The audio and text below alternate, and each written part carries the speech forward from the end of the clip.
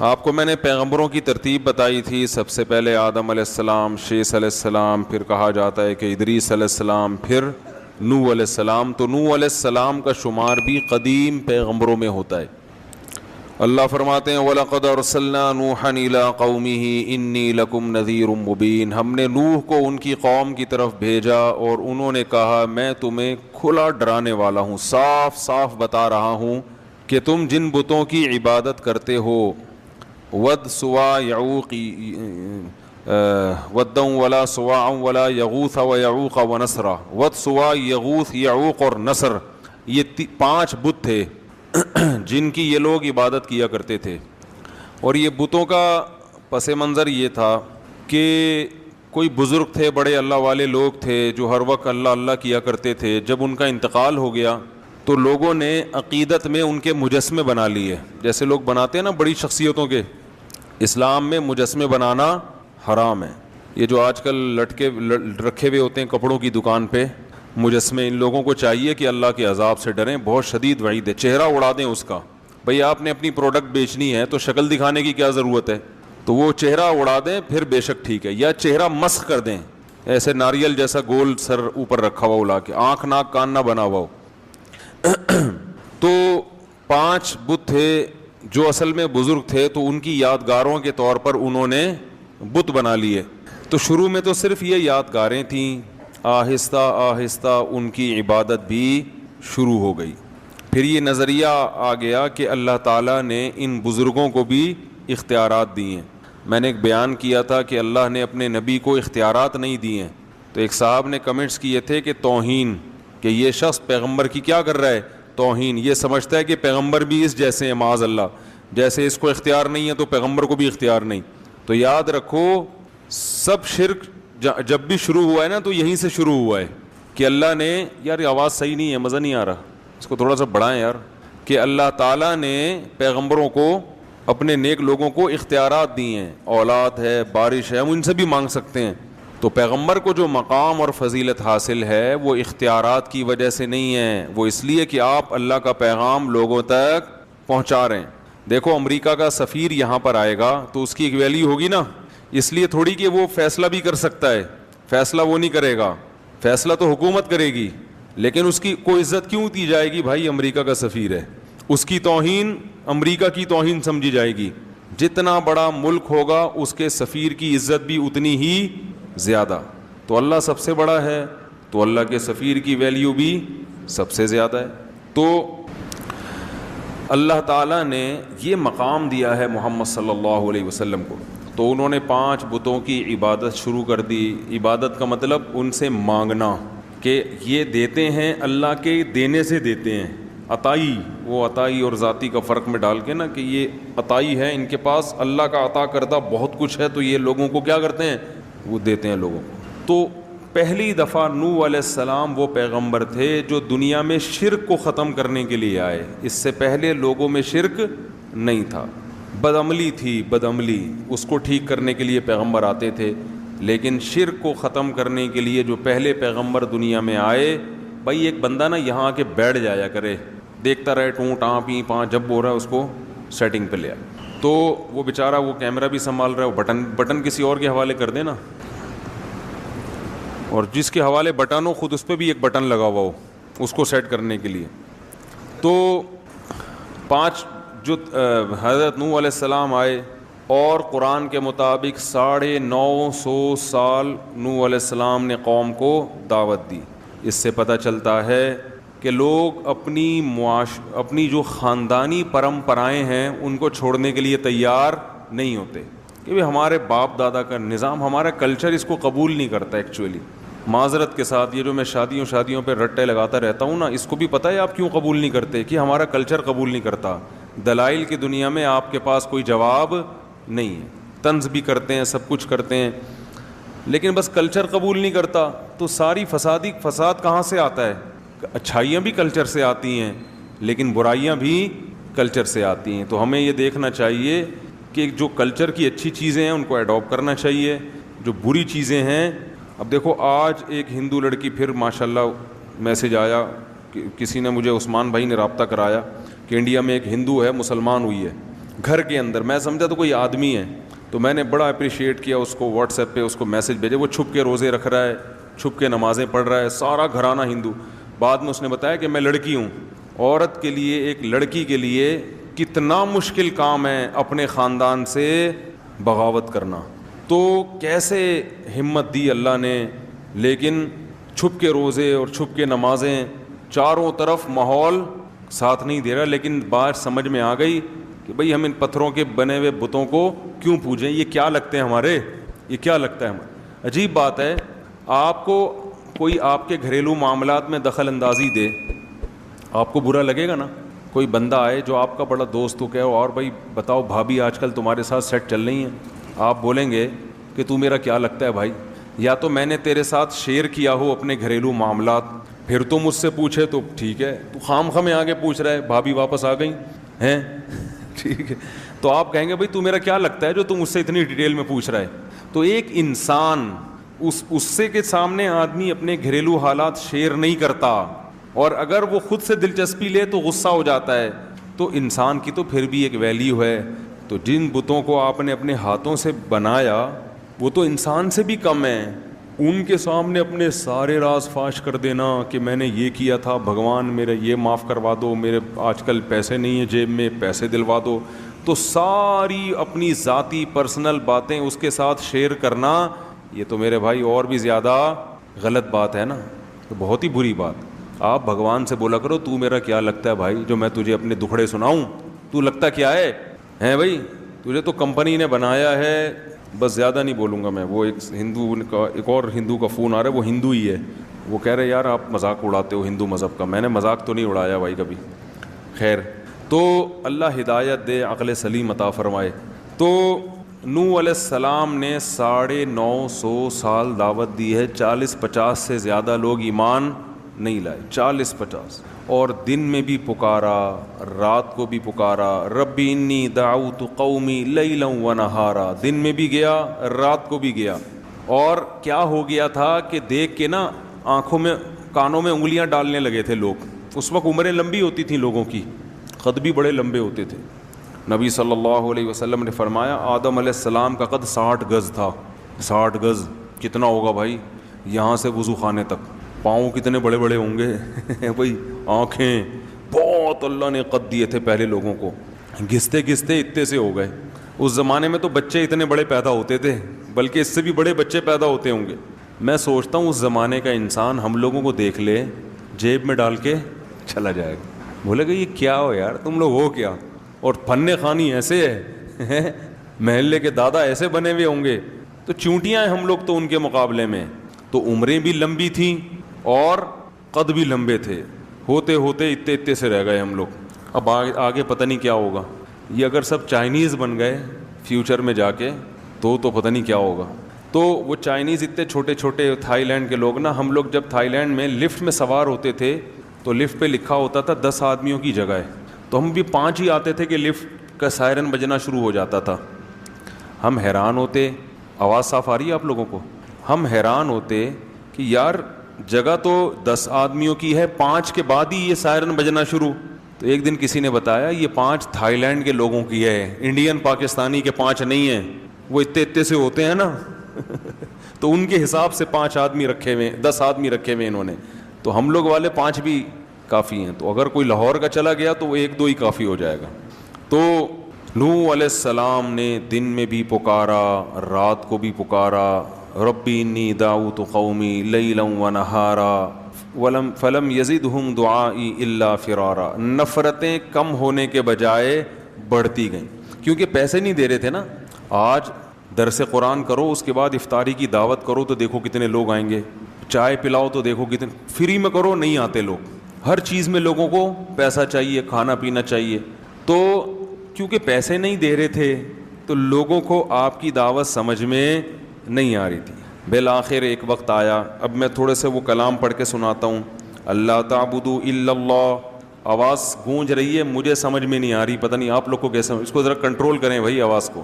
نوح علیہ السلام نے کہا کہ اللہ کے سوا کسی کی عبادت مت کرو, غلامی صرف کس کی ہوگی, اللہ کی. دعا صرف کس سے مانگی جائے گی, اللہ سے. ان بزرگوں سے مت مانگو. انی اخاف علیکم عذاب یوم علیم، دردناک عذاب کا خطرہ ہے، دردناک عذاب کا۔ فقال الملأ الذین کفروا من قومہ، قوم کے بڑے بڑے لوگوں نے، سرداروں نے کہا، جو اپر لیول لوگ تھے نا، دولت مند وڈیرے، اس ٹائپ کے لوگوں نے کہا، ما نراک الا بشرا مثلنا، آپ تو ہماری طرح کے انسان ہو، آپ تو ہماری طرح کے انسان ہو۔ ہر پیغمبر کو یہ طعنہ ملا ہے کہ تم ہماری طرح کے انسان ہو، تو کبھی بھی اللہ نے اس کا جواب یہ نہیں دیا کہ ان سے کہہ دیں نہیں میں تمہاری طرح کا انسان نہیں ہوں، بلکہ مجھے کچھ الگ سے طاقتیں ملی ہیں، ایسا کبھی بھی نہیں۔ ہر پیغمبر نے کہا کہ ہم نے کب کہا کہ ہم انسان نہیں ہیں بھائی، اور ہم نے کب کہا کہ ہم یہ کچھ کر سکتے ہیں؟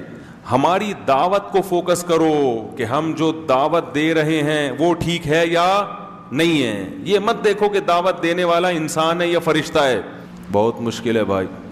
بات کو دیکھو کہ بات صحیح کر رہے ہیں کہ اس کو بھائی کہاں گئے وہ نہیں سیٹ ہوا، نہیں اتنی آواز گونج رہی ہے میرے کان خراب ہو رہے ہیں، ہوں آواز آ رہی ہے نا، اب کچھ بہتر ہو گیا۔ تو دعوت کو دیکھو کہ دعوت صحیح ہے یا نہیں ہے۔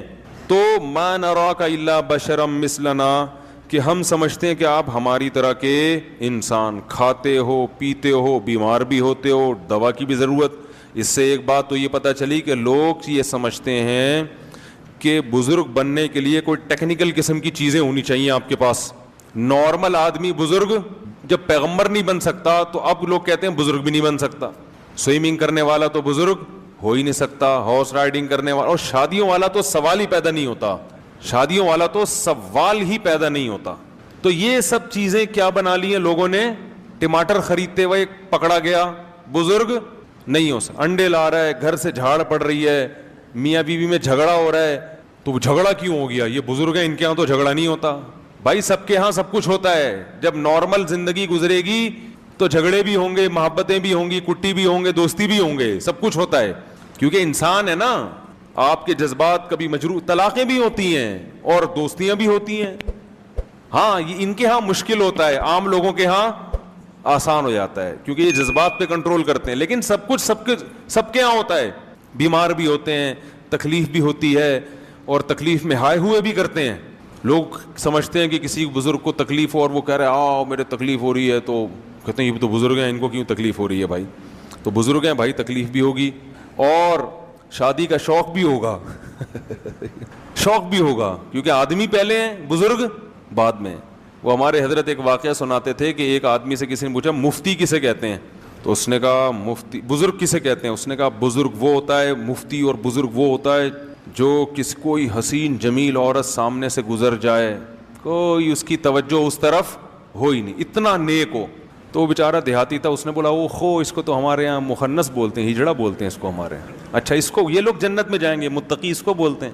تو یہ تصور ہی غلط ہے۔ ہاں پرہیزگار اسے کہتے ہیں، دل تو انسان کا مائل ہوتا ہے، مگر وہ یہ دیکھتا ہے کہ یہاں دل کی خواہش پوری کرنا حلال ہے یا حرام۔ اگر حرام ہے قدم روک لے گا، اپنے نظریں جھکا لے گا، حلال ہے تو ظاہر ہے اللہ نے ایک چیز حلال قرار دی، لیکن رغبت ہی ختم ہو جائے تو یہ آدمی، متقی تو دور کی بات، یہ تو آدمی بھی، اس کو تو علاج کرانے کی ضرورت ہے۔ یہی حال عورت میں بھی ہے، عورت چاہے کتنی پرہیزگار ہو جائے، یہ میں اس لیے بہت اہمیت سے بیان کر رہا ہوں کہ آج والدین اپنی بچیوں کی احتیاط نہیں کرتے، وہ کہتے ہیں ہماری بچی تو بہت نیک ہے، لہذا اگر اس کا کوئی بوائے فرینڈ ہے یا اسکول میں یہ کو ایجوکیشن میں پڑھ رہی ہے یا اسے کوئی جوان قاری صاحب آ کے پڑھا کے چلے جاتے ہیں، ہمیں اپنے بچوں پہ پورا اعتماد ہے۔ ارے ہے تو لڑکی نا، وہ کوئی اور جنس تو نہیں بن گئی نا۔ اگر وہ لڑکی ہے، عورت ہے، تو اس کی مردوں کی طرف اٹریکشن ہوگی، کوئی بھی ہینڈسم اس کو نظر آئے گا، کوئی کسی کے بھی اسٹائل اچھے لگیں گے تو اس کی طبیعت اس کی طرف مائل ہوگی۔ اس کا تعلق نیک یا برے ہونے سے نہیں ہے، اس کا تعلق مرد اور عورت ہونے سے ہے۔ تو لہذا شریعت نے کیا کہا؟ نظر کی حفاظت۔ تبھی میں لوگوں کو بتاتا ہوں، کسی خاتون کو کسی عالم کا بیان سننے سے فتنہ پیدا ہو رہا ہے، بجائے اصلاح کے اس کی طرف طبیعت مائل ہو رہی ہے، عشق پیدا ہو رہا ہے، فوراً اس کے بیانات بند کر دے۔ یہ شیطان ہے جو دین کے لیبل سے کیا کر رہا ہے؟ گمراہ کر رہا ہے۔ فوراً اس کے بیانات سننا بند کر دے، کیونکہ وہ عشق پیدا ہوگا، اور یہ عشق فائدے کے بجائے کیا پہنچائے گا؟ نقصان. پھر سننا درست نہیں ہے. ہمارے حضرت کے پاس ایک خاتون کا فون ہے, قاری صاحب تھے پنجاب کے, بڑی خوبصورت آواز تھی ان کی, لوگ تقریر سنتے تھے. تو ایک خاتون جو تھی ان کی آواز پہ لٹو ہو گئیں. آڈیو کیسٹیں ہوتی تھیں اس وقت, ویڈیو ہوتی بھی نہیں تھی. اب وہ خاتون تھیں, وہ نے حضرت کو فون کیا, میں پورا دن پوری رات انہی کے بیان سنتی رہتی ہوں میرے, اور وہ ظاہر ہے فیلنگ کچھ پیدا ہونا شروع ہو گئی. تو حضرت نے فرمایا آپ کے لیے ان کے بیان سننا جائز, کیونکہ معاملہ کسی اور طرف جا رہا ہے. تو مرد ہو یا عورت ہو بھائی, وہ ان کی جنس تھوڑی تبدیل ہوگی, تو اس لیے اپنی بچیوں کو بوائے فرینڈ سے بچائیں, ٹھیک ہے نا, لڑکوں کے ساتھ میل جول سے بچائیں. ہم نے بڑی بڑی نیک لڑکیاں بگڑتے ہوئے دیکھی ہیں, گھروں سے بھاگتے ہوئے دیکھی ہیں. ماں باپ اعتماد کرتے ہیں ہماری بچی ہمارا خون کبھی دھوکہ نہیں دے سکتا. او بھائی وہ کیوں نہیں دے سکتا دھوکہ یار, جب اس پہ عشق چڑھے گا, آپ پہ چڑھ جائے تو پھر آپ اپنے میاں کو دھوکہ دے کے بھاگ جاؤ گی. ہاں یہ عشق ایسی خطرناک چیز ہے. تو بچی پہ, وہ تو جوان ہے, اس پہ تو عشق چڑھنے کا زیادہ خطرہ ہے اور وہ گھر سے بھاگنے کا خطرہ ہے. تو اپنے آپ کو بھی خود بچائیں ان فتنوں سے, اور اپنے گھر کی مستورات کو بھی بچائیں, ان کی خود نگرانی کریں. واٹس ایپ, فیس بک, ان کے جہاں فائدے ہیں وہاں نقصانات بھی بہت ہیں. نقصانات کی فہرست اگر ہم بیان کرنا شروع کریں تو آپ کانوں کو پکڑ لیں گے. ایسے ایسے گھر تباہ ہوئے ہیں ان چیزوں سے, تو ان کو کنٹرول میں رکھنا ضروری ہے. جوان بیٹی کو موبائل لے کے دینے کی ضرورت نہیں ہے, اور اگر دیا ہے کسی ضرورت سے تو اس کو چھپ کے بات نہ کرنے دیں. اسے بولیں بیٹا جب گھر میں موجود ہیں سب تو نمبر سب کے سیو ہونے چاہیے, ان نون کال آپ کو ریسیو کرنے کی اجازت بولو نا بھائی نہیں ہے. یہ بچیوں کو بتا دیا جائے سب کے نمبر سیو کر لو, اور خام میں ایسا موقع دینا جس سے بدگمانی ہو یہ درست نہیں ہے. تو یہ سب نگرانی ہوگی تو صالح معاشرہ وجود میں آئے گا. بے لگام چھوڑ دیا کہ ہم سب نیک ہیں, تو شیطان کس لیے بنائے بھائی, ہیں سارے ہی نیک ہو تو جہنم میں کون جائے گا, ہیں ویسے ہی 4 آدمی, چلیں چھوڑیں وہ پھر زیادہ ہو جائے گا. تو نوح علیہ الصلاۃ والسلام نے سمجھایا تو قوم کیا کہتی ہے, ما نراک. ہاں تو میں بتا رہا تھا پیغمبر بھی بشر ہوتے تھے. مالی ھذا الرسول یاکل الطعام ویمشی فی الاسواق. نبی کو پتہ ہے کیا تانے دیتے تھے مشرکین, یہ کیسا, یہ تو سید الانبیاء ہے, یہ تو تمام پیغمبروں کا سردار ہے. یاکل الطعام, یہ تو کھانا بھی کھاتا ہے, ویمشی فی الاسواق, یہ تو بازار میں خریداری بھی کرتے ہیں. یہ سید الانبیاء, یہ کائنات کے سردار, یہ تو بازار میں, ان کو تو بھائی اللہ تو ان سے راضی ہے, ان کو تو گھر میں آلو پیاز ٹماٹر اور یہ ساری چیزیں گھر میں پہنچنی چاہیے نا. یہ تو اللہ سے دعا مانگے ایک دم سب کچھ آ جائے گھر میں. یہ پیغمبر ہو کے بازار میں خریداری کر رہے ہیں. لولا انزل الیہ کنز, آسمان سے خزانے کیوں نہیں اترتے ان کے اوپر. فرعون نے کیا تانا دیا موسیٰ علیہ السلام کو کہ میرے پاس دنیا کی ہر نعمت ہے, یہ تو غریب ہے مسکین ہے, طاقت تو میرے پاس ہے, اگر اللہ ان سے خوش ہے تو پاور مجھے کیوں دی, ان کو کیوں نہیں دے دی اللہ نے. نہیں آ رہی بات. فرعون پتہ کیا کہتا تھا, میرے اوپر خزانے نازل ہوئے ہیں یا ان کے اوپر. ام انا خیر من ھذا الذی هو مہین, جو اس قوم میں معاذ اللہ سب سے کمتر آدمی ہے, معاذ اللہ, وہ بہتر ہے یا میں بہتر ہوں. فلولا القی علیہ اسورۃ من ذہب, سونے کے کنگن کیوں نہیں ہے موسیٰ کے ہاتھ میں. یہ غریب کیوں ہیں, اگر اللہ ان سے خوش ہے تو یہ اللہ سے دعا مانگے سارے خزانے ان کے پاس آ جائیں, خزانے میرے پاس اور یہ غریب. تو ہمیشہ پیغمبروں کو الزام کیا لگا ہے, یہ ہماری طرح کے انسان, بلکہ بعض لوگوں نے الزام لگایا معاذ اللہ یہ ہم سے بھی بدتر ہیں معاذ اللہ. تو اللہ کی نظر میں نبوت یا ولایت یا بزرگی کا یہ معیار نہیں ہے. بزرگ بیمار بھی ہوتے ہیں, ان کو کھانسی بھی ہوتی ہے, کولیسٹرول بھی آ سکتا ہے, کولیسٹرول کم بھی ہو سکتا ہے, ہارٹ اٹیک بھی ہو سکتا ہے, وہ ڈر بھی جاتے ہیں بعض دفعہ چیزیں دیکھ کے. موسیٰ علیہ السلام کلیم اللہ سانپ دے کے بھاگ گئے تھے, لاٹھی کو پھینکا سانپ بنی. قرآن کہہ رہا ہے موسیٰ علیہ السلام بھاگے, ولم یعقب, اور پیچھے مڑ کے نہیں دیکھا. اللہ نے کہا اے موسیٰ اقبل, واپس پلٹو واپس, ولا تخف, ڈرو نہیں, ٹھیک ہے نا, کچھ نہیں کہے گا, پکڑ لو اس سانپ کو, سنعیدھا سیرتھا الاولیٰ, دوبارہ اسی کنڈیشن پہ لوٹا دیں گے. تو سانپ سے ڈر جس کو نہیں لگ رہا, تو یہ نہیں کہ بزرگ ہے وہ کہتا ہے میں اللہ کے علاوہ کسی سے نہیں ڈرتا, میں سانپ وانپ سے نہیں ڈرتا. جو کہتے ہیں نا کہ جو اللہ سے ڈرتا ہے وہ کسی سے نہیں ڈرتا, اس کا ایک الگ مطلب ہے. اس کا یہ مطلب نہیں ہے کہ ظاہری لحاظ سے کسی سے ڈرتا ہی نہیں ہے. ایک دفعہ کسی نے مجھے کہا یار وہ نماز پڑھ رہے تھے, بم پھٹا, وہ بھاگ گئے. ایک صاحب جو ہے نا یہ تو ان کی نمازوں کا حال ہے. تو میں نے کہا بہت اچھا کہ اب ہم بھاگ گئے, ورنہ خود پھٹ جاتے تھوڑی دیر میں. ایک دفعہ کسی نے بتایا کہ وہ کوئی بیان ہو رہا تھا کہ زلزلہ آیا, تو وہ لوگ بیٹھے رہے, ڈرے نہیں. میں نے کہا بہت بڑے حماقت کی ہے ان لوگوں نے جو ڈرے نہیں. ان کو چاہیے ذرا سی زمین ہلے تو فوراً, اللہ نہ کرے یہاں اگر ذرا سی بھی زمین ہل گئی, دروازہ کھولنا بھائی ہے, سب سے پہلے میں بھاگوں گا انشاءاللہ, کیونکہ میں اتنا بڑا بیوقوف نہیں ہوں کہ میں چھت گرنے کا انتظار کروں. آپ کہہ سکتے ہیں تو اللہ سے نہیں ڈر رہے, مخلوق سے ڈر رہے ہیں. بھائی یہ بھی چھت بھی کون گرائے گا؟ اللہ ہی گرائے گا نا. صحیح ہے نا؟ تو اللہ سے ہی ڈر رہے ہیں, اللہ بھی چھت نہیں گرا, ہم بھاگ رہے ہیں. تو اللہ تعالیٰ ہاں یہ کہہ سکتے ہیں بھائی موت تو ایک دن آنی ہے, تو اگر ہمیں پتہ چل جائے نا اس ٹائم پہ آنی ہے, پھر ہم چھت گرنے کا انتظار کر لیں گے. ہمیں تھوڑی پتہ ہے کب آنی ہے.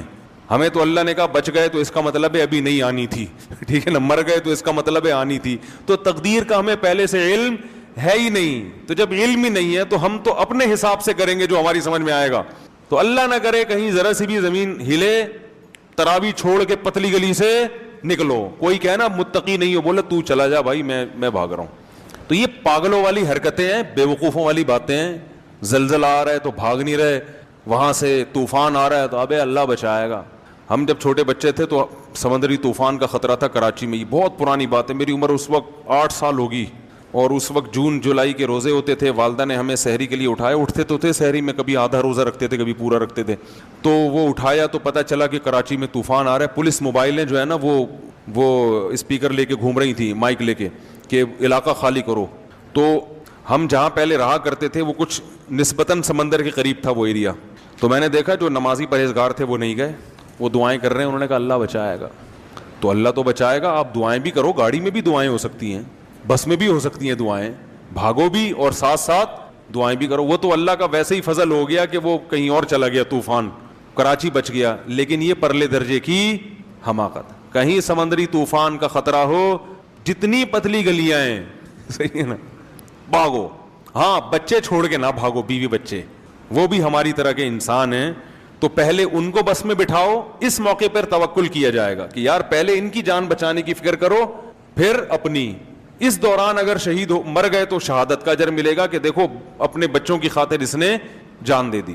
ایسا نہ بھاگو کہ ان کو چھوڑا اور نکل لیے, پہلے ان کو سیف سائڈ, پھر خود نکلو وہاں سے. لیکن نکلو ضرور.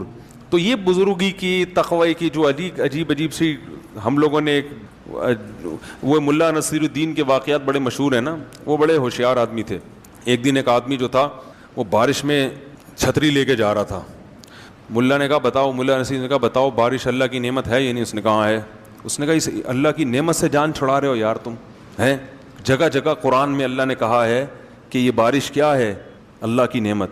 اللہ نعمت دے رہا ہے اور تم اپنے آپ کو بچا رہے ہو.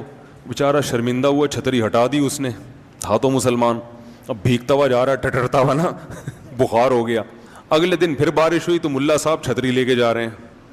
اس نے بولا یہ تو اللہ کی رحمت ہے, بچ کیوں رہے ہو؟ اس نے کہا میں گناہگار, اللہ کی اس رحمت کو اپنے پاؤں سے روندوں یہ مجھ سے برداشت نہیں ہوتا. یہ پانی میرے پاؤں کے نیچے آ کے گرے ہیں, میں گناہگار, ایسا گناہگار, میں اس نعمت کا مستحق کہاں اس نعمت, ایسے کر کے 1.5 ہوشیاری. تو یہ جو استثاء کے تقوی کی ترغیب دیتے ہیں نا آپ کو, یہ خود بڑے 1.5 ہوشیار ہوتے ہیں, ٹھیک ہے نا. جیسے ہی زلزلہ آئے گا سب سے پہلے یہ فرار ہوں گے. تو اللہ نہ کرے کہیں زلزلہ آئے, ذرا سا بھی جھٹکا ہو, فوراً لازم ہے گھر سے باہر نکل کے گلی میں آ جاؤ. اس میں فنٹر گیری, وہاں کھڑے ہو کر دعائیں مانگو, چلتے ہوئے بھی ذکر کرو, اور بچوں کو بھی نکالو اپنے. اور اس میں بہت احتیاط کی ضرورت ہے ان چیزوں میں. خیر, نبی نے فرمایا جب نماز پڑھ رہے ہو اور سانپ نظر آئے تو آپ نے فرمایا نماز چھوڑ کے پہلے کیا کرو, سانپ کو مارو. ایسا بھی ہوتا ہے نماز پڑھ رہے ہیں گاؤں دیہات میں نا, بڑے خوش, سانپ نظر آیا, اب وہ سانپ سب کے تقوی کا امتحان لے رہا ہوتا ہے. وہ سانپ جو ہے نا تقوی کا کیا لے رہا ہوتا ہے, دیکھوں کون نماز توڑتا ہے, کیونکہ وہ سمجھتے ہیں کہ جو توڑے گا وہ تقوی کے خلاف. تو توڑ دو بھائی. نماز کے دوران کوئی بیمار ہو کے گر جائے تو نماز توڑ کے اس کو اٹھا کے فوراً ہاسپٹل لے کے جاؤ. تو یہ بھی ہونا چاہیے کہ فوراً نماز توڑ کے بھائی اس کو ہاسپٹل لے کے جاؤ. کوئی بھی مسئلہ ہو, نماز کے دوران کوئی دہشت گردی کا خطرہ ہو, خدا نخواستہ کوئی آپ کو مشکوک آدمی نظر آیا, نماز توڑ کے فوراً اس کو پکڑو پہلے جا کے.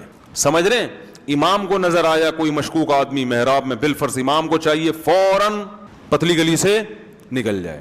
تو یہ سب چیزیں ہمارے دین اور مذہب کا حصہ ہیں، ایسی احتیاطی تدابیر اختیار کرنا۔ اچھا میرے بھائی، تو وہ کیا کہنے لگے، ہماری طرح کے انسان ہیں، اور وما نراک تبعک الا الذین هم اراذلنا بادی الرائے۔ دوسری بات یہ، آپ کو جو فالو کرنے والے لوگ ہیں نا، وہ بھی قوم کے پست ترین لوگ ہیں، غریب لوگ۔ جیسے میں نے اس دن بیان میں بتایا تھا نا تفصیل سے کہ زیادہ تر دین کی دعوت کو کون لبیک کہتا ہے؟ غریب مسکین زیادہ ہمیشہ پہل وہی کرتے ہیں۔ تو آپ کے پاس جو بیٹھنے والے لوگ ہیں وہ کیا ہیں؟ غریب مسکین۔ دوسری جگہ انہوں نے کہا ان کو ہٹاؤ تو پھر ہم آئیں گے۔ تو نوح علیہ السلام نے کہا یا قوم ارأیتم ان کنت علی بینۃ من ربی، بتاؤ میں اپنے رب کی طرف سے مضبوط دلیل پر ہوں، میں جو باتیں کرتا ہوں ان باتوں پہ بتاؤ کہ اعتراض ہے یا نہیں ہے، وہ دلیل کے لحاظ سے درست ہیں یا نہیں۔ یہ کہ میں بھی کھاتا ہوں، میں بھی پیتا ہوں، میں بھی بیمار ہوتا ہوں اور یہ غریب لوگ میرے پاس، یہ کوئی دلیل نہیں ہے۔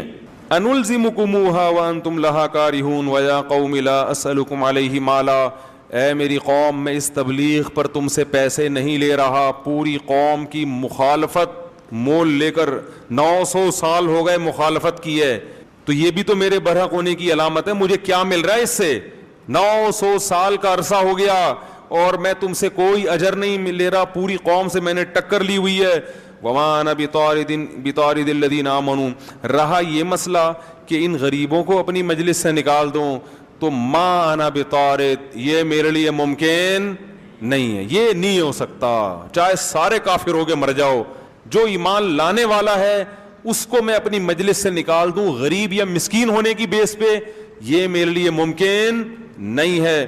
انہم ملاقو ربہم، یہ بھی کل اپنے رب سے ملاقات کریں گے، ان کے اعمال کا بھی ان کو بدلہ دیا جائے گا، تمہارے اعمال کا بھی تم کو بدلہ دیا جائے گا۔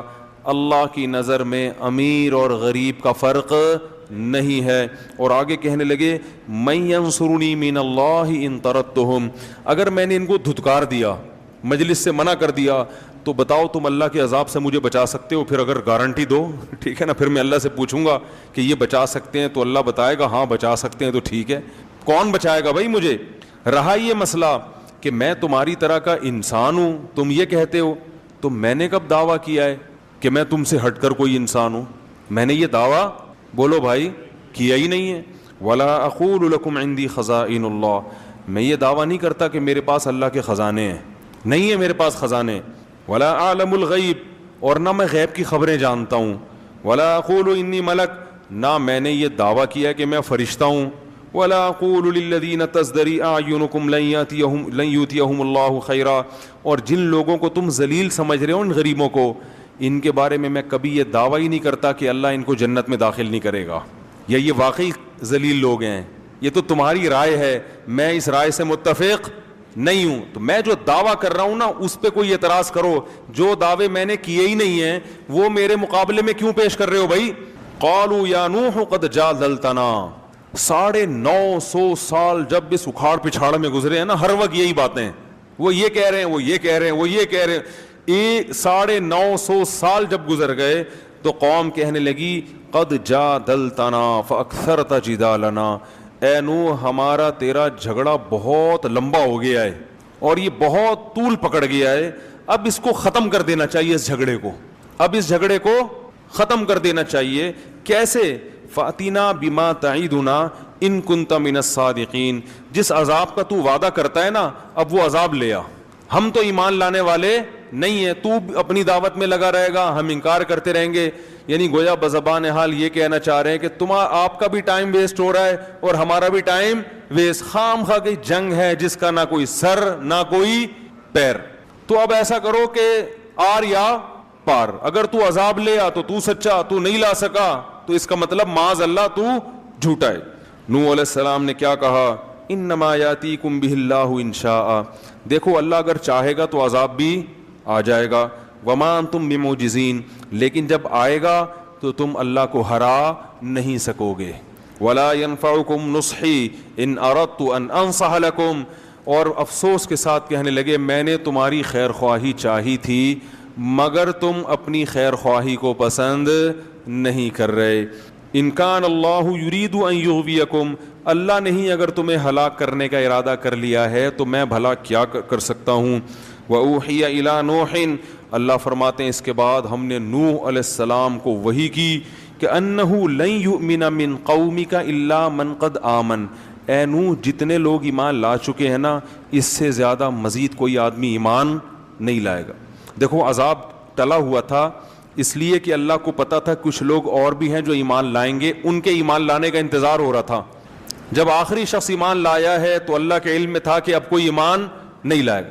تو آپ دیکھو اللہ نے 950 سال تک اس آخری فرد کا بھی انتظار کیا ہے جس کے ایمان لانے کی امید ہے۔ اس سے پتہ چلتا ہے کہ اللہ کی نظر میں ایمان کی کتنی بڑی ویلیو ہے۔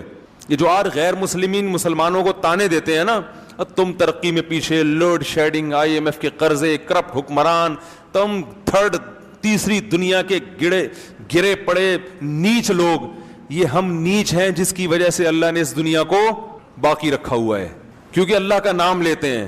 حدیث میں آتا ہے جس دن جب تک ایک شخص بھی اللہ کا نام لیتا رہے گا اللہ اس کائنات کو تباہ نہیں کرے گا۔ جس دن وہ آخری شخص دنیا سے گیا جو اللہ اللہ کیا کرتا تھا، اللہ ان سائنسدانوں کی ترقی اور یہ IMF کی معیشت اور ان کے قرضے اور ان کی آسمان سے باتیں کرتی ہوئی ترقی کو خاطر میں نہیں لائے گا، ایک دم اس کائنات کو تباہ کر دے گا، کیونکہ اللہ نے یہ بنائی ہے اپنے لیے۔ تو جب اللہ کو ماننے والے ہی نہیں بچیں گے تو اللہ بتا دے گا یہ تم اس کائنات کے بادشاہ تم نہیں ہو۔ بڑی قدر ہے اللہ کے ہاں کس کی؟ ایمان والوں کی۔ اس لیے میں کہتا ہوں جو لوگ یورپ اور مغرب جا کے کافروں میں رہ کے ایمان سے دستبردار ہو جاتے ہیں وہ اپنا بہت بڑا خسارہ کر رہے ہیں۔ قرآن میں جگہ جگہ اللہ نے کہا لا یغررک تقلب الذین کفروا فی البلاد، غیر مسلموں کی ترقی دیکھ کر متاثر مت ہو۔ ایک جگہ تھوڑی ہے قرآن میں، جگہ جگہ ہے لا یغررک، یہ چیز تمہیں دھوکے میں نہ ڈال دے۔ ہمیشہ اسی چیز نے لوگوں کو دھوکے میں ڈالا ہے۔ فرعون کے مقابلے میں موسیٰ کے ماننے والے کم کیوں تھے؟ ترقی کس کے پاس تھی؟ فرعون کے۔ حکومت کس کے پاس تھی؟ پالیسیاں کون بناتا تھا؟ فرعون۔ لوگ کہتے تھے یار یہ تو اپنی جان بچاتے پھر رہے ہیں۔ پاور کس کے پاس ہے؟ فرعون کے۔ تو زیادہ پلڑا کس کی طرف تھا؟ فرعون۔ قارون کے ماننے والے بولو نا زیادہ۔ اسی طرح آج بھی یہی ہے دنیا میں ہمیشہ۔ اور اللہ نے کیا فرمایا ایک اور جگہ پہ سورہ زخرف میں؟ فرمایا کہ اگر ہمیں یہ خطرہ نہ ہوتا کہ ایمان والے سارے ہی کافر نہ ہو جائیں تو ہم کافروں کو اس سے بھی زیادہ نوازتے جتنا ہم نے اب نوازا ہوا ہے۔ وَلَوْلَا أَن يَكُونَ النَّاسُ أُمَّةً وَاحِدَةً، سورہ زخرف دیکھیں کہ اگر یہ خطرہ نہ ہوتا کہ یہ جتنے مسلمان ہیں سارے کافر ہو جائیں گے، یعنی بڑی آزمائش میں پڑ جائیں گے، تو پھر ہم کیا کرتے ہیں؟ لَجَعَلْنَا لِمَن يَكْفُرُ بِالرَّحْمَن، جو لوگ رحمان کا انکار کرتے ہیں، اللہ کو نہیں مانتے، اللہ کی نہیں مانتے، تو ہم کیا کرتے؟ لِبُيُوتِهِمْ سُقُفًا مِّن فِضَّةٍ، ان کے گھروں کی چھتیں چاندی کی ہوتی۔ لِبُيُوتِهِمْ سُقُفًا مِّن فِضَّةٍ وَمَعَارِجَ عَلَيْهَا يَظْهَرُونَ، ان کے گھروں کی سیڑھیاں چاندی کی ہوتی۔ وَزُخْرُفًا، کسی کی چاندی کی اور کسی کی سونے کی ہوتی۔ اور کیا؟ لِبُيُوتِهِمْ سُقُفًا مِّن فِضَّةٍ وَمَعَارِجَ عَلَيْهَا يَظْهَرُونَ وَلِبُيُوتِهِمْ أَبْوَابًا، ان کے گھروں کے دروازے سونے اور چاندی کے ہوتے۔ اتنی دولت دیتے مگر پھر آزمائش مسلمانوں کے لیے، اور پھر تو اور نیک لوگوں کو تانے ملتے، ابے تمہارے پاس ہے کیا؟ ابے تمہارے تو پلاسٹک کے لوٹے تمہارے ٹوٹے ہوئے ہوتے ہیں، تمہارے یہاں تو پانی کا انتظام نہیں ہے۔ اگر یہ اسلام برحق دین ہوتا تو مسلمان اتنا دنیا میں پٹتے کیوں؟ ساری ترقی تو وہ لے گئے، تم کیا کر رہے ہو؟ اتنے تانے ملتے کہ یہ جو تھوڑے بہت لوڈ شیڈنگ کے ستائے ہوئے لوگ اور کرپٹ حکمرانوں کے ستائے ہوئے لوگ یہ اور زیادہ ایمان سے دور ہو جاتے۔ تو اللہ کرواتے ہیں کہ ابھی اتنا نہیں دیا جتنا ہم دینا چاہتے تھے۔ وجہ کیا ہے؟ کہ ان کے لیے آخرت میں کچھ بھی نہیں ہے، کیونکہ اللہ کو نہیں مانتے، آخرت میں کچھ نہیں ہے ان کے لیے۔ اس کی مثال بالکل ایسے ہے کہ ایک باپ کے دو بیٹے ہوں، ایک فرما بردار اور ایک نافرمان۔ باپ کی اربوں خربوں کی جائیداد ہے، اربوں خربوں کی جائیداد ہے باپ کی، لیکن باپ کیا کر رہا ہے کہ ایک بیٹا جو نہیں مانتا اس کو پیسے دیتا ہے جیب خرچی، اور جو بیٹا مان کے چلتا ہے اس کو زیادہ لفٹ نہیں کراتا، اس کو صرف گٹکے کے 5 روپے 20 روپے یہ پکڑا دیا، سگریٹ اور رکشے کا کرایہ دے دیا، اس سے زیادہ نہیں۔ اب کوئی محلے والا آئے بولے یار یہ آپ کی مانتا نہیں ہے, اس کو تو آپ جیب خرچی دے رہے ہو, اور وہ کچھ بھی نہیں مانتا, وہ آپ کی اتنی فرما برداری کرتا ہے, تو باپ جواب میں کہتا ہے بھائی پوری پراپرٹی اس کے نام کر چکا ہوں میں, اس کے لیے کچھ بھی نہیں چھوڑا, تو بس اس کو تھوڑا بہت دے رہا ہوں میں. اس کو اس لیے نہیں دے رہا کہ میرے مرنے کے بعد ساری پراپرٹی کس کی ہے, اس کی ہے, اس کو تو آگ کر چکا ہوں میں. تو اللہ تعالیٰ نے جو اللہ کو نہیں مانتے آخرت سے ان کو آگ کر دیا ہے, کچھ نہیں ملے گا. مثل الذین کفروا بربہم, جو لوگ اپنے رب کا انکار کرتے ہیں, اعمالہم کرماد, ان کے عمل کی مثال راکھ کے ڈھیر کی طرح ہے. راکھ کا پہاڑ, بجری کی ریت تھوڑی سی بھی ہونا وزن ہوگا, اور راکھ کا پورا پہاڑ ہو پھونک مارو اڑ جائے گا. تو دیکھنے میں بہت ہے, وزن میں زیرو. تو غیر مسلم کا عمل یا اس کی اچھائی دیکھنے میں بہت اچھی ہوتی ہے, اتنے ٹرسٹ چلا رہے ہیں, کتنے اچھے اخلاق سے بات کرتے ہیں, ہر بات سے پہلے بھی تھینک یو اور بات کے آخر میں بھی تھینک یو, ایکسکیوز کیے بغیر کوئی بات کرتے نہیں ہیں, پلیز کے بغیر بات کرنے کا رواج ہے ہی نہیں.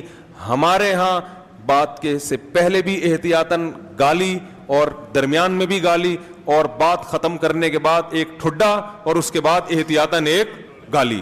اگر کوئی بڑا آفیسر بات کر رہا ہو نا, پولیس والا بات کر رہا ہو, یہی ہوتا ہے نا. تو کتنے اچھے اخلاق, تھینک یو, اور ہر بات میں تھوڑا سا باہر بھی سفر ہوا ہے نا, واقعی اخلاق کم از کم بات کرنے کی تمیز ہے, اور ہمارے یہاں پبلک کو بات کرنے کی تمیز نہیں. ایئر لائن میں پتہ چل جاتا ہے, جہازوں میں سفر کرو نا, کسی غیر مسلم ملک کا جہاز ہوگا, عجیب ہی ہے, بٹن دباؤ سارے کام ہو رہے ہیں. اپنے ملک کے جہاز میں بیٹھو, بٹن دباؤ کوئی بندہ ہی نہیں آتا, آئے گا تو بھول جائے گا. ادھر میں نے بٹن دبایا, پانی منگوایا, میں نے لیا بھائی پانی, کہہ رہا اچھا, پھر آیا ہی نہیں. کراچی جب میں اترنے لگا, اس نے کہا مجھے یاد ہے آپ نے پانی منگوایا تھا, میں ذرا بھول گیا.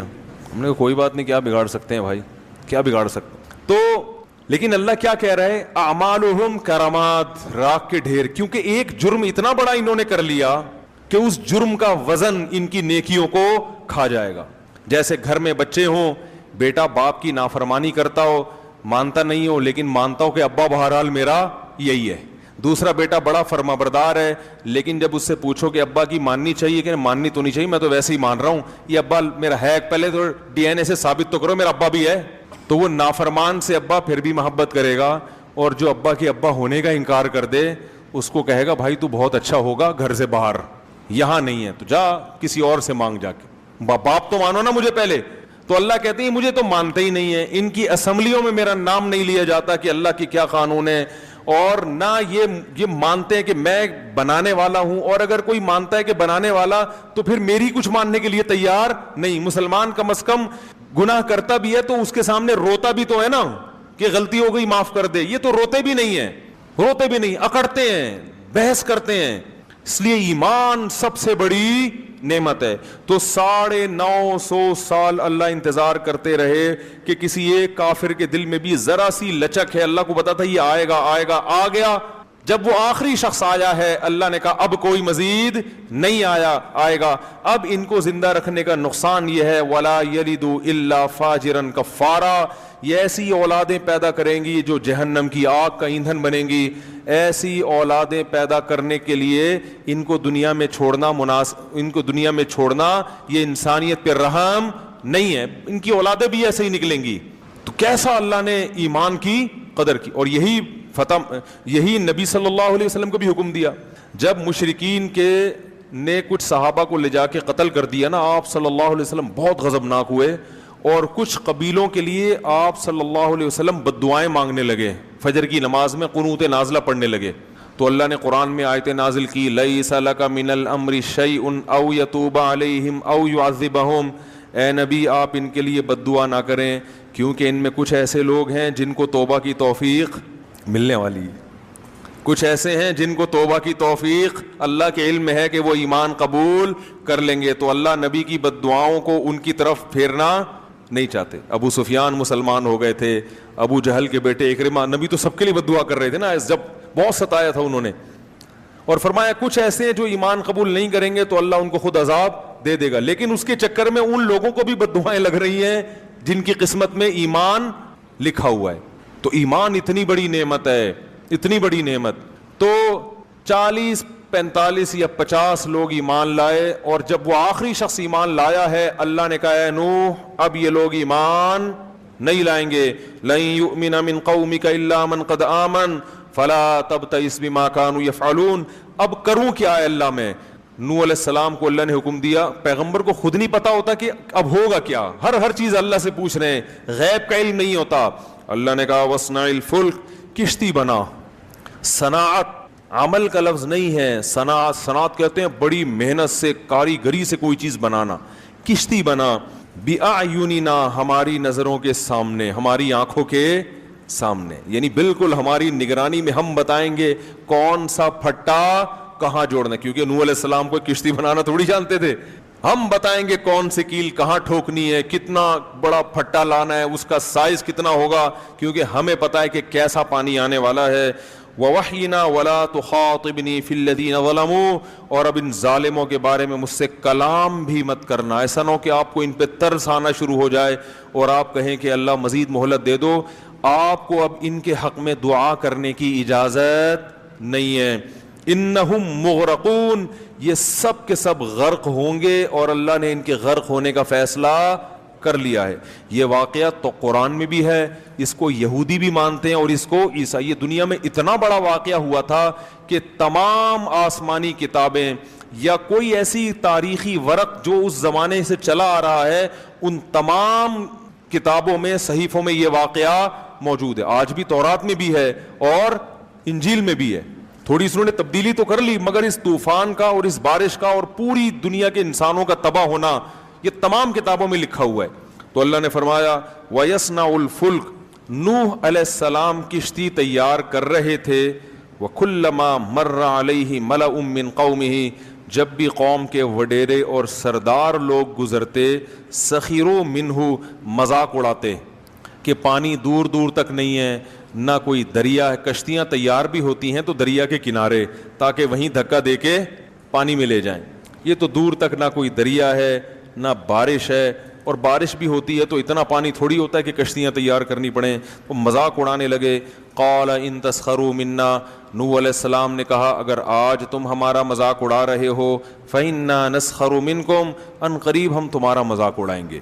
کہ کیسی تمہیں دعوت دی, کس رب کی طرف بلایا, دلائل کے انبار لگا دیے, مگر ماننے کے لیے تیار نہیں. کما تسخرون, جیسے تم مذاق اڑا رہے ہو, ان قریب ہم تمہارا مذاق اڑائیں گے.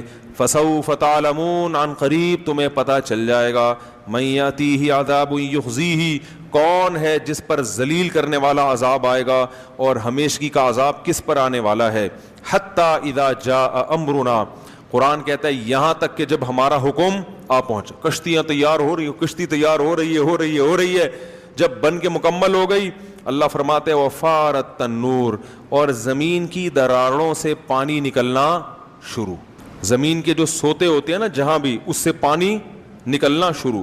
قرآن نے ایک جگہ آتا ہے کہ ہم نے آسمان کے بند بھی کھول دیے اور زمین کے بند بھی, زمین سے بھی پانی نکلنا شروع اور آسمان سے بھی پانی, بہت تیز پانی برسنا شروع. قل نحمل فیہا من کل زوجین, ہم نے نوح سے کہا کہ ہر جانور کی قسم میں 2 جوڑے لے لو, نر اور مادہ, کیونکہ جانور بھی ہلاک ہو جاتے ہیں ظاہر ہے انسان کے ساتھ. ہر جانور جس کو بھی زمین میں رہنا ہے اس سے ایک من کلن, ہر قسم کے جانور جو بھی پانی میں رہنے والے نہیں ہیں, ان تمام جانوروں میں سے ایک جوڑا آپ رکھ لیں. وَأَهْلَكَ, اور اپنے رشتہ داروں کو بھی اس میں سوار کر لیں. إِلَّا مَنْ سَبَقَ عَلَيْهِ الْقَوْلُ, ہاں جس کے مقدر میں ہلاکت ہے وہ آپ کے ساتھ کشتی میں سوار نہیں ہوگا. وَمَا آمَنَ مَعَهُ إِلَّا قَلِيلٌ, اللہ فرماتے ہیں نوح کے ساتھ ایمان والے بہت تھوڑے لوگ تھے, بہت تھوڑے جو اس کشتی میں سوار ہوئے. وَقَالَ ارْكَبُوا فِيهَا, جب سوار ہو گئے تو اللہ نے فرمایا ارکبوا فیہا, اس کشتی میں سوار ہو جاؤ. بسم اللہ مجریہا, اللہ کے نام سے اس کا چلنا ہے. ومرساہا, اور اللہ کے نام سے اس کا ٹھہرنا ہے. کشتی میں سوار ہونے کی دعا بھی یہی ہے کہ اللہ کے نام سے چلے گی اور اللہ کے نام سے ٹھہرے گی. ان ربی لغفور الرحیم, اور یہ کہو کہ میرا رب بہت مغفرت کرنے والا اور اپنے بندوں پر بہت رحم کرنے والا ہے. وہی تجری بہم فی موج, اللہ فرماتے ہیں وہ کشتی ایک موج کی طرح چل رہی تھی. جیسے سمندر کی لہریں اوپر نیچے ہوتی ہیں تو کشتی بھی ایسے ہو رہی تھی. اتنا طوفان آیا کل جبال پہاڑ کی طرح پانی کے اندر ایسے جیسے بہت بڑا پہاڑ ہچکولے کھا رہا ہو ایسے چل رہی تھی. اس موقع پر نوح علیہ السلام نے اپنے بیٹے کو پکارا. وکان فی معزل, وہ ایک کنارے پہ کھڑا ہوا یہ منظر دیکھ رہا تھا. یا بنی ارکم معنا, اے میرے پیارے بیٹے. بنیا کہتے ہیں پیارے, جب محبت سے بلانا ہوتا ہے نا, اے میرے پیارے بیٹے, ارکم معنا, میرے ساتھ کشتی میں ہمارے ساتھ سوار ہو جا. ولا تکم مع الکافرین, اور کافروں میں مت ہو, کلمہ پڑھ لے اور آ جا کشتی میں.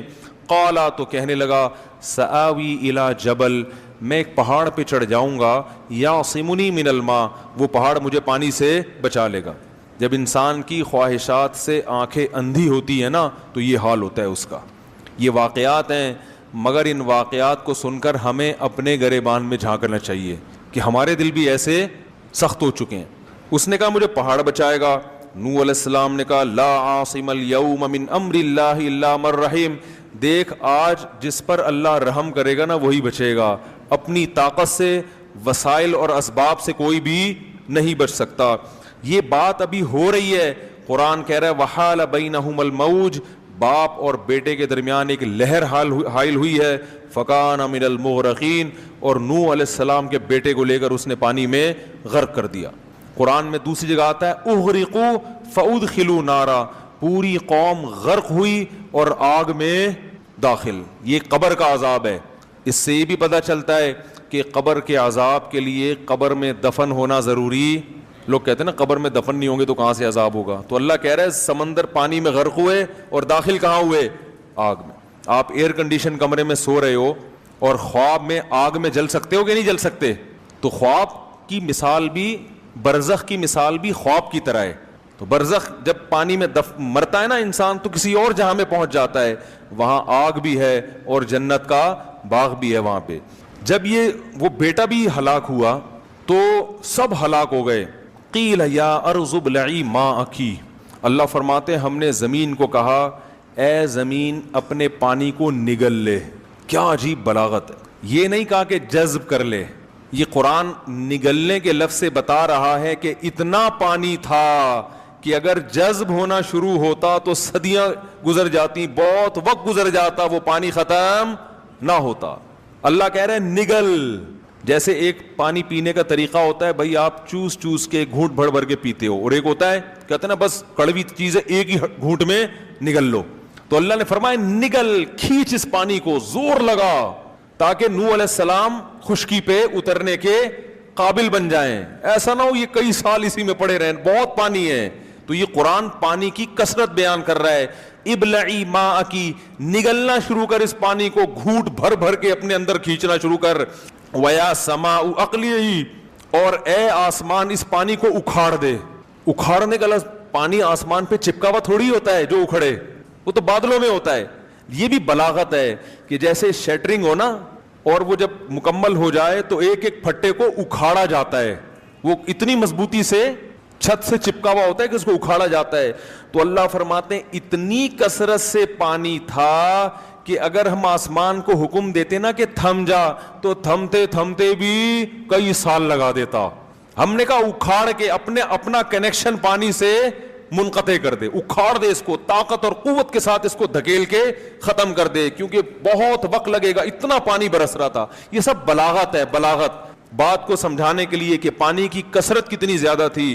وَيَا سَمَاءُ وَقْلِعِي وَغِيضَ الْمَاءُ, اللہ فرماتے ہیں اس طرح سے ہم نے پانی کو خشک کر دیا.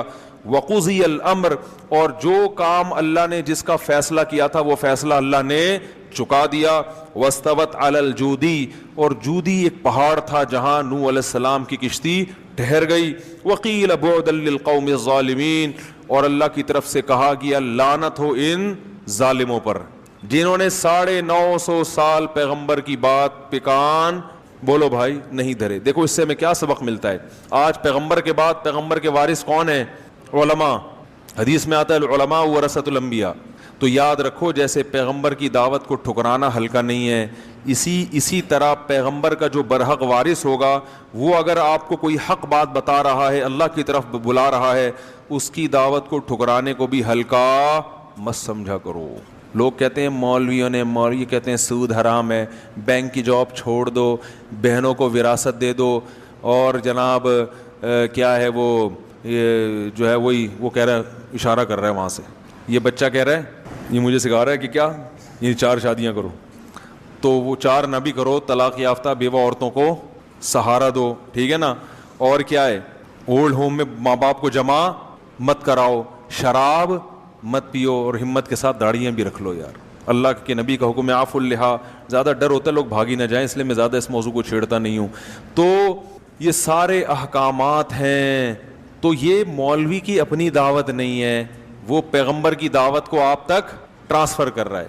تو اس کو ٹھکرانے کو بھی ہلکا مت سمجھ. اگر عمل نہیں ہو رہا گڑ گڑاؤ اللہ کے سامنے, اللہ توفیق دے, مگر دعوت کو ٹھکرانا بڑا خطرناک ہے. اللہ یہ نہیں کہے گا کہ مولوی صاحب نے یہ کہا تھا, اللہ کہے گا, آپ بھی کہہ سکتے ہیں مولوی تو ہماری طرح کا آدمی ہے, ہم کیوں اس کو اتنے, ہم کیوں اس کو کیوں مانے ہم. تو یہی بات تو لوگ پیغمبروں کے ساتھ کرتے, ہماری طرح کے انسان ہیں. تو بھائی پیغمبر نے کیا کہا, دعوت دیکھو میری دعوت کیا دے رہا ہوں. اور پیغمبر تو کم از کم اتنا اہتمام تھا کہ پیغمبر جو دعوت دے رہے ہیں اس کی مخالفت نہیں. لیکن علماء میں اس بات کا امکان ہے کہ جس چیز کی طرف دعوت دے رہے ہوں اس پر عمل نہ کر رہے ہوں, اس کا امکان ہے, کیونکہ اللہ نے پیغمبروں کی حفاظت کا وعدہ کیا ہے, ہر مولانا کی حفاظت کا اللہ نے وعدہ نہیں کیا. البتہ علماء گمراہی پہ جمع ہو جائیں یہ نہیں ہو سکتا, سارے خراب ہو جائیں یہ نہیں ہو سکتا. تو آپ کو یہ نہیں دیکھنا ہے کہ بلانے والی کی شخصیت کون ہے, یہ دیکھنا ہے کہ بلا کس کی طرف رہا ہے. اللہ کی طرف بلا رہا ہے تو اس کی دعوت کو ٹھکرا نہیں سکتے آپ. یہ تبلیغ والے جو آتے ہیں نا دروازہ بجا کے کہتے ہیں ہمارے اندر دین آ جائے, تو لوگ سب سے ہلکی دعوت اس کو سمجھتے ہیں. اللہ کے ترازو میں سب سے بھاری دعوت یہ. آپ کے گھر پولیو کے قطرے والے بھی آتے ہیں, بچوں کو پولیو پلانا ہے, وہ بھی دعوت دیتے ہیں آپ کو, نہیں پلاؤ گے تو پولیس آ جائے گی تھوڑی دیر میں. آپ کے گھر میں پیپسی والے بھی آتے ہوں گے, بھائی 4 پیپسی پر 1 فری آج کل پیکج چل رہا ہے, بتائیں کتنی پیپسی چاہیے. برگر والے بھی آتے ہیں, پیزا والے بھی, بھائی یہ دیکھیں یہ برگر ہمارے ہاں یہ پروڈکٹ ہے. ایک دفعہ میں نے فون کر کے منگوا لیا تھا, صرف برگر تھا وہ, اس کے اندر 1-2 فارمیلٹی کے لیے چپس کے ساشے رکھے ہوئے تھے. تو خیر آتی ہیں کمپنیاں کہ یہ منگوائیں تو اس میں 4 پہ 1 فری, اس طرح کے پیکج ہوتے ہیں نا. آپ سنتے ہیں یار, سن تو لو کیا کہہ رہا ہے, ہو سکتا ہے کوئی فائدے کی بات ہو, کارڈ لے کے رکھ تو لیتے ہیں آپ. ہوتا ہے نا, صرف بیچنے آتی ہیں خواتین, دیکھا ہوگا آپ نے کہ یہ کمپنی ہے, یہ صرف ہے ہمارا, دکان سے لیں گے اتنے کا ملے گا, ہم سستے میں بیچ رہی ہیں. لوگ تھوڑی سی دعوت سن لیتے ہیں, لیکن تبلیغ والے جب آتے ہیں نا, دین ہمارے اندر آ جائے, ساری دنیا کے اندر آ جائے, لوگ کہتے ہیں یہ تو ٹائم ویسٹنگ کے علاوہ کچھ بھی نہیں ہے. تو بھائی یہ وہ چیز ہے جس کا آخرت میں کیا ہوگا, پیپسی کا سوال نہیں ہوگا. اللہ کہے گا کہ میرے لیے کتنا ٹائم دیا تو نے, اس کو ہلکا مت سمجھا کرو, اس دعوت کو سن لیا کرو. میرے والد صاحب ایک بات کہتے تھے, جس نے حق بات سننے کا اپنے اندر تحمل پیدا کر لیا, اتنی برداشت پیدا کر لی کہ صرف سن لے, اللہ عمل کی خود بخود توفیق دے دیتے ہیں اس کو. جو بدعمل لوگ ہوتے ہیں نا, وہ سننا ہی گوارا نہیں کرتے, کہتے ہیں بند کرو بیان مولانا صاحب کیا لگایا ہوا ہے, وہ لگاؤ اس کو کوئی گانا لگاؤ ٹائٹ سا, نہیں تو رمضان چل رہا ہے تو قوالی لگا دو ہیں رمضان چل رہا ہے تو کیا لگا دو, وہ ایک ہی چیز ہے, وہ گانا ہے, وہ قوالی. مقصد اس میں بھی تھرکنا, اس میں الگ اسٹائل میں تھرکنا ہے. اس میں لمبے لمبے بال ہوتے ہیں, منہ میں پان ہوتا ہے, اور گول گول پیٹ ہوتے ہیں, توندے ہوتے ہیں, یہ الگ ذائقہ ہے بھائی اس کا. میں ایکسپریس ٹی وی جاتا تھا پچھلے سال رمضان میں درس قرآن کی ریکارڈنگ کے لیے, تو اسٹوڈیو میں ریکارڈنگ ہوتی تھی. تو میں ایک دن جلدی چلا گیا, تو اسٹوڈیو میں قوالی چل رہی تھی, جہاں میں درس قرآن دے وہاں قوالی ہو دھم دھڑم دھم دھم دھڑم دھم چل رہا ہے, اور وہ عجیب ناچ گانا. وہ خیر وہ قوالی بند ہوئی تو مجھے بٹھا دیا انہوں نے. اب ہم ٹوپی پگڑی پہن کے بیٹھے, تو جتنے قوالی سن رہے تھے نا, وہی ٹوپیاں پہن کے درس قرآن سننے کے لیے بیٹھ گئے. اڑی میں نے کہا یہ کیا ہے یار, ابھی یہ تھرک رہے تھے, ابھی کہہ رہے ہیں بھائی پروگرام یہ چل رہا ہے, اب تو سیزن کے حساب سے چلتے ہیں کس کے حساب سے, بھائی پروگرام کے حساب سے چلتے ہیں. وہ سارے صوفی بن کے بیٹھے ہوئے ہیں. تو ان میں ایک پہ بڑا اثر ہو گیا تھا, جب میں درس دیتا تھا تو وہ بڑا روتا تھا, اور پھر اس نے مجھ سے رابطہ بھی کیا. میں نے کہا چلو, ایک کو تو اللہ نے ہدایت دی, وہ اس نے کبھی بیچارے نے سنا ہی نہیں قرآن, تو اس پہ اثر ہو گیا تھا کافی, پتہ نہیں شارٹ ہو گیا مارکیٹ سے, تو اللہ کرے نیک بن گیا ہو. تو سب سے جو بڑی دعوت ہے نا اللہ کی نظر میں, وہ دعوت ہے جو لوگوں کو اللہ کی طرف بلائے. وَمَنْ أَحْسَنُ قَوْلًا مِّمَّنْ دَعَا إِلَى اللَّهِ, اللہ فرماتے ہیں اس سے اچھی بات کسی کی ہو ہی نہیں سکتی جو لوگوں کو اللہ کی طرف بلائے. بس یہ واقعہ جلدی سے ختم کرتا ہوں میں. تو اللہ نے فرمایا جب وہ پہاڑ پر ٹھہری ہے, وَنَادَى نُوحٌ رَبَّهُ, نوح علیہ السلام نے اپنے رب کو پکارا, قال رب ان ابنی من اہلی، اے اللہ میرا بیٹا ہلاک ہو گیا، وہ تو میرا رشتہ دار تھا، میرے اہل میں سے تھا، اور تو نے وعدہ کیا تھا کہ میرے اہل و عیال میں سے کسی کو ہلاک نہیں کرے گا۔ اللہ نے کہا یا نوح انہ لیس من اہلک، وہ تیرے اہل میں سے نہیں تھا، انہ عمل غیر صالح، اس کا عمل ٹھیک نہیں تھا۔ اور پھر اللہ نے تنبیہ کی کہ مجھ سے دوبارہ ایسا سوال مت کرنا۔ نوح علیہ السلام نے اللہ سے استغفار کیا۔ اس کے بعد اللہ نے کہا یا نوح اہبط بسلام منا، اب پوری زمین میں اس وقت آبادی بھی ظاہر ہے کم ہوگی، اتنی تو نہیں ہوگی جتنی آج ہے، لیکن بہت بڑی خلقت ہلاک ہوئی ہے۔ تو نوح علیہ السلام اکیلے ان 40-50 آدمیوں کے ساتھ، باقی ساری انسانیت کیا ہو گئی؟ ہلاک۔ تو اللہ نے نوح علیہ السلام سے کہا اہبط، اس پہاڑ پہ اتریں، آپ اس سے نیچے اتریں، بسلام منا، میری طرف سے سلامتی، و برکات، اور برکتوں کے ساتھ، علیکا، یہ برکتیں آپ پر بھی ہوں گی اور ان امتوں پر بھی جو آپ کے ساتھ ہیں، ان قوموں پر بھی جو آپ پر ایمان لانے والے لوگ ہیں، جو آئندہ نسل میں، سب پر اللہ کی طرف سے برکتیں۔ وَأُمَمٌ سَنُمَتِّعُهُمْ، لیکن کچھ وقت کے بعد پھر ایسی قوم آنے والی ہے جس کو میں دنیا کے فائدے پہنچاؤں گا، لیکن پھر ان کو بھی دردناک عذاب ہوگا۔ کچھ وقت تو یہ انسان تمیز سے چلیں گے، اس کے بعد پھر پیغمبر کی تعلیمات کو آہستہ آہستہ پھر وہی دنیا داری میں لگ جائیں گے۔ تو قرآن کہہ رہا ہے تلک من انباء الغیب، اے محمد صلی اللہ علیہ وسلم، یہ وہ غیب کی باتیں ہیں، نوحیہا الیک، جو ہم آپ کو بتا رہے ہیں، ما کنت تعلمھا انت، یہ باتیں آپ بھی نہیں جانتے تھے، ولا قومک، اور نہ آپ کی قوم جانتی تھی، آپ عالم الغیب نہیں ہیں، من قبل ھذا، میرے بتانے سے پہلے آپ نہیں جانتے تھے، فاصبر، لہذا جیسے نوح نے 950 سال صبر کیا ہے، آپ بھی ان مشرکین کی تکلیفوں پر صبر کریں، ان العاقبۃ، کیسا پیارا اختتام ہو رہا ہے اس واقعے کے، اینڈ کتنا اچھا ہے، فاصبر، اے محمد آپ کو بھی کیا کرنا ہے؟ صبر کرنا ہے۔ کیوں؟ ان العاقبۃ للمتقین، انجام ہمیشہ اچھے لوگوں کا ہوگا۔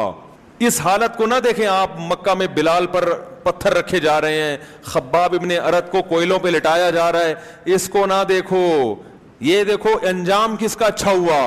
متقین وہ لوگ جو گناہوں سے بچتے ہیں، انجام ہمیشہ انہی کا اچھا ہوتا ہے۔ دیکھو انگریزوں کی جوانی مت دیکھو، انگریزوں کا بڑھاپا دیکھا کرو، انجام مسلمان کا اچھا ہوتا ہے، جوانی انگریز کی اچھی ہوتی ہے، مگر وہ ساری جوانی کے مزے بڑھاپے میں کرکرے، کوئی محبت کرنے والا نہیں ہوتا، کوئی رونے والا نہیں ہوتا، روتے ہیں تھوڑا بہت، وہ بھی اولڈ ہاؤس سے اطلاع آ گئی کہ حضرت جی کا انا اللہ ہو گیا ہے، تو چلو یار وہیں دفنا دو، دیکھ لیں گے، بہت کم۔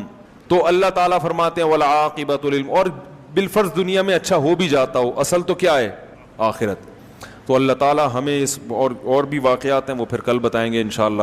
تو نوح علیہ السلام کے بعد پھر انہی کے آگے اولادوں میں چل کے قوم عاد پیدا ہوئی ہے، پھر وہ تباہ ہوئی ہے، پھر اس کے بعد قوم ثمود پیدا ہوئی ہے، پھر وہ بھی تباہ ہوئی ہے، پھر ابراہیم علیہ السلام کی قوم کو اللہ نے تباہ نہیں کیا، بلکہ خود ابراہیم علیہ السلام ہجرت کر کے کسی اور جگہ چلے گئے، پھر ان کو اللہ نے اولادیں دیں، پھر آگے ان کی اولاد میں یعقوب علیہ السلام، یوسف علیہ السلام، موسیٰ علیہ السلام آئے، پھر موسیٰ علیہ السلام کے بعد کی جو تاریخ ہے وہ بہت زیادہ محفوظ ہے، کیونکہ وہ موسیٰ علیہ السلام کے فالوورز یہودی کہلاتے ہیں، اور عیسیٰ علیہ السلام کے ماننے والے عیسائی، اور محمد صلی اللہ علیہ وسلم کے ماننے والے، تو یہ 3 آسمانی مذاہب آج تک موجود ہیں۔ تو اس لیے موسیٰ علیہ السلام کے بعد کی جو ہسٹری ہے یہ تو آج بھی، یعنی آسمانی کتابوں کے علاوہ کتابوں میں بھی ہمیں ملتی ہے۔